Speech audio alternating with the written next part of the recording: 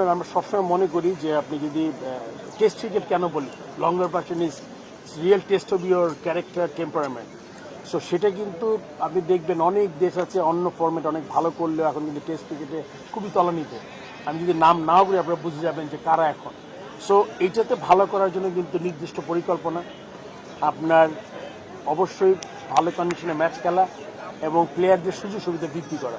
সুযোগ সুবিধা শুধুমাত্র টাকা পয়সা নয়, কিন্তু আপনার ফ্যাসিলিটিস, ড্রেসিং রুম, উইকেট যেখানে খেলবেন আপনি, ট্রান্সপোর্টেশন, সব জিনিস যদি আমরা ইমপ্রুভ করতে পারি, আই এম শিওর এটা কি হঠাৎ করে হবে না। মনে করেন জিনিসটা হবে কি যে আপনি প্রায়োরিটি দিচ্ছেন কতটুকু টেস্ট ম্যাচে ভালো করার, যে প্রায়োরিটি যেন ঠিক মতো দিই। আর এখন আমাদের দেশে আপনি মনে করেন একটা ছোটোখাটো ট্রানজিশনে চলছে, কিন্তু আমাদের 3, 4, 5টা অনেক এক্সপিরিয়েন্স প্লেয়ার কিন্তু চলে যাচ্ছে। এটা কিন্তু যে কোনো দেশের ক্ষেত্রে এই ইয়েটা তৈরি হয়, কিন্তু সেই ক্ষেত্রে যদি যারা পূরণ করবে তারা যদি ঠিকমতো আমরা তৈরি করতে পারি তাদের, তাহলে কিন্তু এই আপনার যেই যারা টপ প্লেয়ার মাঝে মাঝে রিটায়ার করবেন একটা স্বাভাবিক প্রক্রিয়া। কিন্তু আমাদের নজর রাখতে হবে যে আমাদের পাইপলাইনটা আমরা ঠিকমতো এগিয়ে দিতে পারছি কিনা, এটা খুব ইম্পর্টেন্ট। পাইপলাইনটা যেটা আমি বলেছি একটু আগেও, যে আমাদের পাইপলাইন আপনার এখনও জিনিসটা ভাঙা অবস্থায় আছে। এটি নিয়ে আমাদের আরও বিশাল পরিকল্পনা করতে হবে, সো দ্যাট আমরা রেগুলার বেসিসে প্লেয়ার পাই যারা। এটা আপনি অত্যন্ত গুরুত্বপূর্ণ, হয়তো মিস করেছে আপনার কোয়েশ্চেনটা প্রথম, এটা খুবই গুরুত্বপূর্ণ। সিসিএম যারা রেকর্ড রেখেছে এবং আই এম শিওর কেউ না কেউ খেলা দেখেছে, এদের থেকে একটা মানে আপনার ফিডব্যাক বা আপনার ওদের থেকে সিলেক্টর অলরেডি আছে, এদের থেকে আমরা চেষ্টা করব যে একটা পুল করার।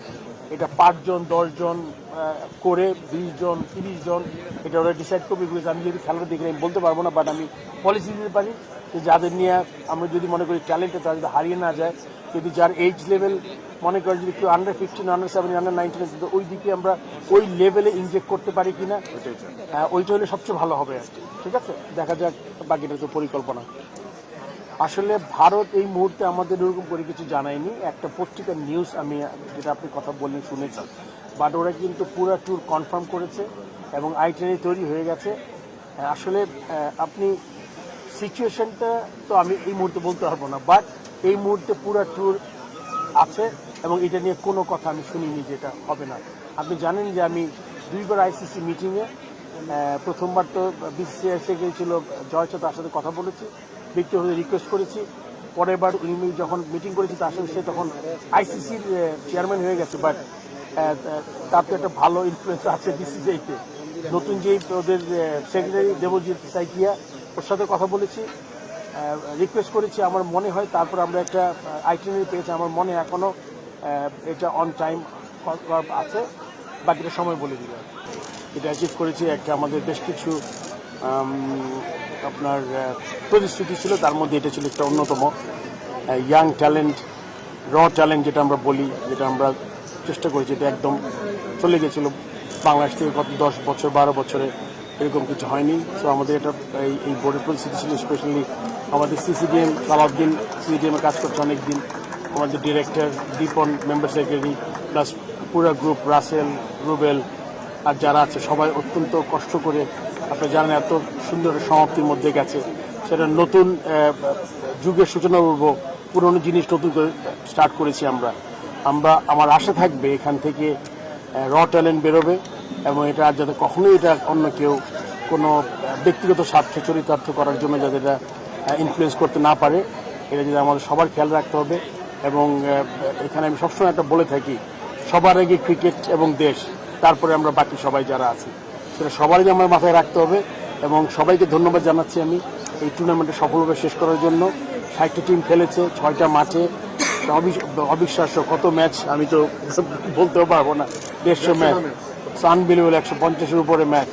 সো এটা সফলভাবে, এবং আপনারা জানেন যে এবার আমাদের যেই স্কেডিউল ছিল, right from 3rd division, 2nd division, 1st division and premier league, সবগুলো ম্যাচ টাইমলি শেষ হয়েছে, ইনক্লুডিং কোয়ালিফাইং। সো আমাদের যদি আমরা জানি কোনো এক্সটার্নাল ইনফ্লুয়েন্স না থাকে, যে কোনো জিনিস কিন্তু আমরা অত্যন্ত চমৎকারভাবে শেষ করতে পারি, যেটা আবার প্রমাণিত হয়েছে। আমি আশা করব আমরা ক্রিকেটের বিষয়ে আরও এগিয়ে যাব এবং আমাদের দেশে মাঝখানে যে ভ্যাকিউমটা হয়েছে বা যে স্পেসটা তৈরি হয়েছে এবং যেই পাইপলাইনটা নষ্ট হয়েছে, এটা আমরা চেষ্টা করব যাতে আগামী 3-4 বছরের মধ্যে এটা আমরা পূরণ করতে পারি।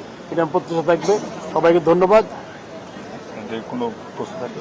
এই এই এই জায়গাটা ক্রিকেট বোর্ডের প্রেসিডেন্টের অনেক ধরনের ইন্টারেস্ট আছে এখানে, তো তারা হতে পারে।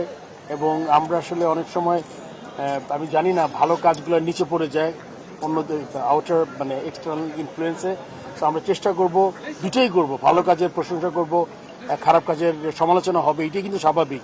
কিন্তু মাঝে মাঝে ভালো কাজগুলো নিচে চাপা পড়ে যায় এই খারাপ কাজের ভিড়ে। সো আমরা চেষ্টা করবো, আপনাদের কাছে অনুরোধ থাকবে, বিকজ আপনারা যদি সত্যিটা তুলে ধরেন এবং আনবায়াসলি কাজ করেন, আমার মনে হয় যে এই মানে যেই মানে আননেসেসারি সমালোচনা যাতে আমরা মুক্ত হতে পারি, এটা আমার সবার কাছে রিকোয়েস্ট থাকবে।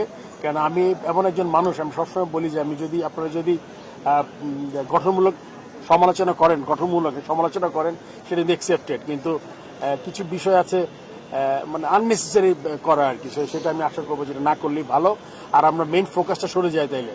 আপনি যদি ক্রিকেটের যে মেইন ফোকাস, আমার দায়িত্বটা কি বাংলাদেশ ক্রিকেটকে এগিয়ে নিয়ে যাওয়া, ওগুলাতে যে আমাদের ত্রুটিগুলো আছে ওগুলো আমরা তুলে ধরার চেষ্টা করবো প্রথম, তারপরে বাকি কাজ।